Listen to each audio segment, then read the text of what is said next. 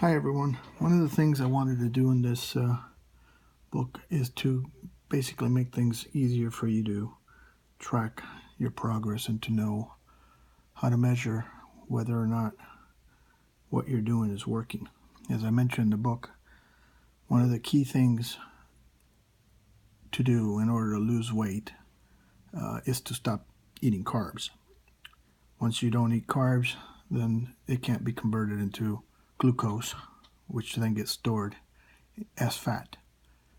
But the thing that triggers the body to take all that extra glucose and put it in your fat cells is the amount of glucose that runs through your blood, in your blood. So one of the key things to do is to keep your blood sugar level between 70 and 110, as I mentioned in the book. So how do you do that? Well, what you do is you buy this kit or one like it, which a lot of diabetic people are familiar with, but if you're not diabetic, it can be a little intimidating to know how to use it and what to do with it. So that's why I wanted to put this video together for that. The kit, I think I bought this one at Walmart. You can buy them at CVS or Walgreens or Walmart or wherever. They're not that expensive, 20 bucks I think is maybe what I paid for this one. And it's called Rely On. It comes with the actual test strips in a little container and the actual unit and some lancets and the actual tool that you use to draw the blood. So I wanted to show you how simple it is to do and how simple it is to use it. So what you do is basically you get your lancet, twist the top off, take the top off of the this little tool here, you stick the lancet in, cover it back up. It's got all of them work differently, but it'll tell you in the instructions how to set the depth of how deep the lancet will go into your skin in order to draw blood. And this one happens to have little notches here, and I've determined that setting it at number 4 is the best one for me. And basically you put the lancet in there. Once you put it in, if you need to recock it, you can pull it back out, and that's ready to go. You then take one of the strips and you take your unit, you put the strip in, and once it's in, it actually will trigger it to come on, and it'll be signaling for you to put in the blood on the tip here. So what you do at that point is you simply take your tool, pick the finger that you want to take the test on, a little spot on the end there, and when you're ready,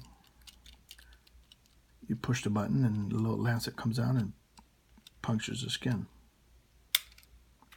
Once you do that, you squeeze the blood out of your finger. It doesn't hurt hardly at all. I mean, you barely feel it. But you gotta make sure that you get enough blood out so that the unit will have enough blood to do the test. So I'm squeezing the tip of my finger here like this, try to get enough blood out. And then you take it and you put it to the end of the tool. And if it gets enough blood, it'll basically come on and tell you what your blood sugar level is. In this case, mine shows 91. So I'm right between where I want to be, 70 and 110. And the key thing of how to use this is that what you want to do is, after you've eaten a particular meal, you can use this an hour and a half later to test your blood sugar level and see if you are within that 110, 70 and 110. And that tells you whether that meal triggered your blood sugar to go too high, in which case it'll start storing fat. So this is particularly useful once you start getting down to the weight where you want to be and you want to maintain that weight. And at that point, in my case, I've lost over 30 pounds, and I want to maintain. I'm going to go a little bit further, but I can at this point start to eat a little bit more of the things that I was not allowing myself to eat. And more importantly, I can test myself after I've eaten a particular meal, and I know that, okay, I ate this and that, maybe some carbs here and there, and I can then go ahead and test my blood sugar and see if, in fact, my blood sugar level went up above 110, and if it does, then I know I can't really eat that food or too much of that food because it's going to trigger my body to store fat. But if while you're on the actual weight loss part of it, you're trying to lose the weight, you're not going to be eating any sugars. If you look at the book, there's the list of just dozens and dozens of artificial sugars that are manufactured. They're not named as sugar on the labels of foods, but they're hidden in essence in there. And all of those, if you look at the book, it shows you the number, the index that it will basically raise your blood sugar to. So you want to stay away from anything that's above 1 or 0. Those at the very bottom, I think I highlighted them in green in the book. Those are the ones you're going to want to use. Stevia, there's sucralose, aspartame, and I understand, some people will say, well, aspartame, I've heard bad things about it, and it's not good for you, and it's, it might not be the best thing to eat or to use for a sweetener, and then that's fine. You can just use stevia. The problem with stevia, if you've looked into it, is simply that it's not out there enough, other than in the packets or in the powder form, where you can use it at home or carry it with you. If you decide to buy something to drink at the store, it's not going to have stevia. Very few products that I'm aware of so far have it. I understand some soda manufacturers are thinking of coming out with it, with products that are sweetened with stevia, and that would be great.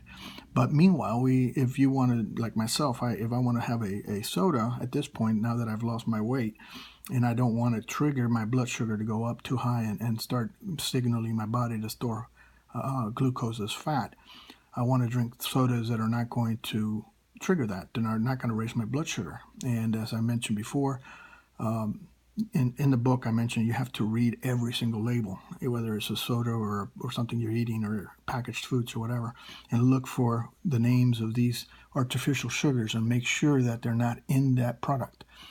Going back to aspartame. Aspartame is, I believe, either a 1 or a 0, so it's perfectly fine to drink. It won't spike your sugar.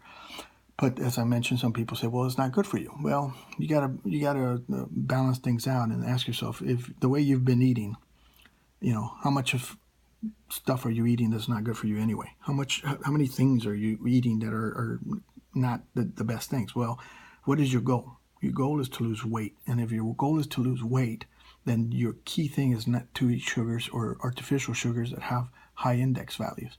So aspartame does not.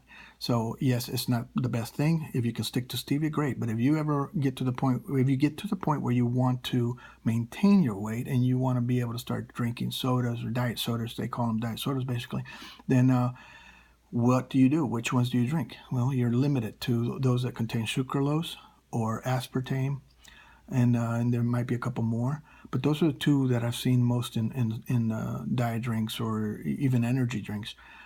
You can actually, Diet Cokes and all of the Zero products, Coke Zero, Sprite Zero, all of those are using aspartame, and they will not trigger your blood sugar. So those are options if you are trying to basically maintain your weight and not raise it again, not gain weight, then those are the options you have.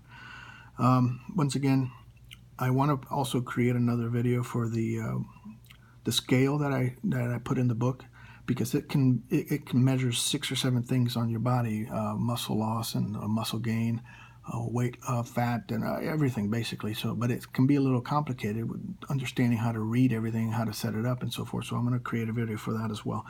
Hopefully this will help you. If you have any questions, you can email me. My email address is in the book at the very bottom. Thanks.